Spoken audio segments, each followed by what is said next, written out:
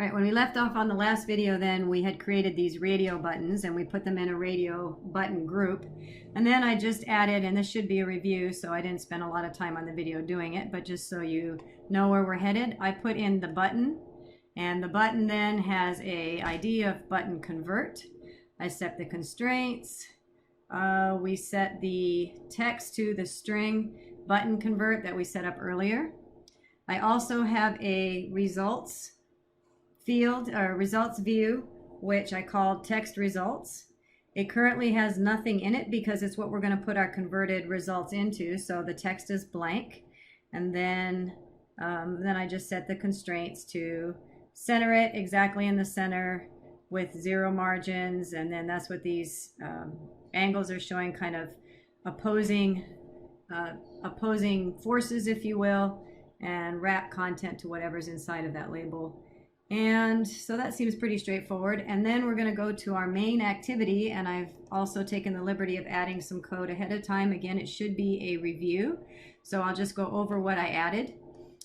First of all, I declared the variables for the views. So I have a radio button that I call pounds to kilo, and we grabbed that with the RID dot find view by ID, and then we did the resource.id dot rad pounds to kilo, which was the name of that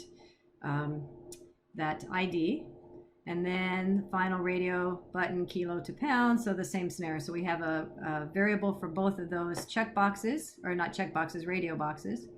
And then I have this edit text, which is the number view that the user has the ability to put in the weight.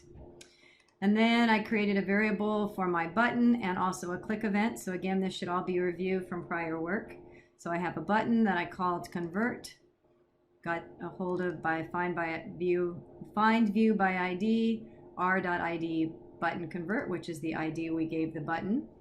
And then I set up the click event, need to implement the public void on click, so that should all be a review. And then within that particular method, I declared the variables that I'm going to need locally. So I have a conversion rate of 2.2.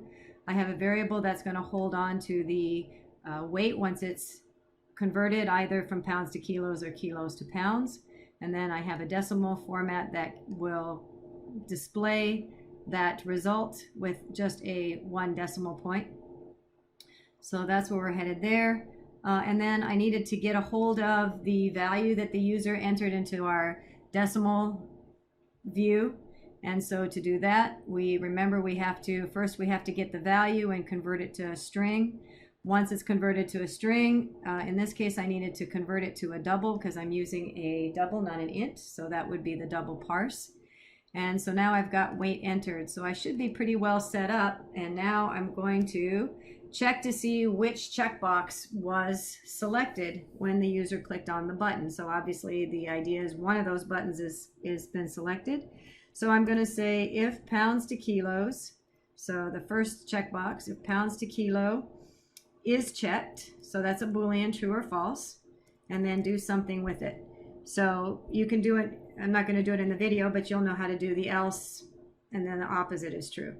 All right, so if they chose pounds to kilos, then the next thing I'm going to do is I'm going to check to see, let me just type it out. Let's see if weight entered is greater than, I don't know, 800, let's say. And so just to force this scenario, we're going to suggest that if the user entered in larger than 800 pounds, that warning comes up. And so set what's called a toast, which is that little pop-up warning that an error has occurred, an erroneous, I don't know, spell erroneous number has been entered. So we'll do that. And granted, in real life, that might be valid, that we need to put something in larger than 800, but just for the purpose of this example, we're going to assume that that's the maximum. So in order to put that little pop-up, which is in fact called a toast, we're going to utilize the toast class, and we're going to use make text method. And then you can see in the little pop-up what it's expecting, the context. Well, the context is this class, which happens to be main activity, this. So that's referring to this class, myself, me, myself, and I, the main activity class. And then the next parameter there that we're getting in this IntelliSense is what do we want to put in our pop-up. So we're going to say must enter less than 800 pounds. So that's their error message that they'll receive. And then the next parameter that we have to address, or the next argument we have to send over, is the duration. And so the duration, how long is that pop-up going to stay?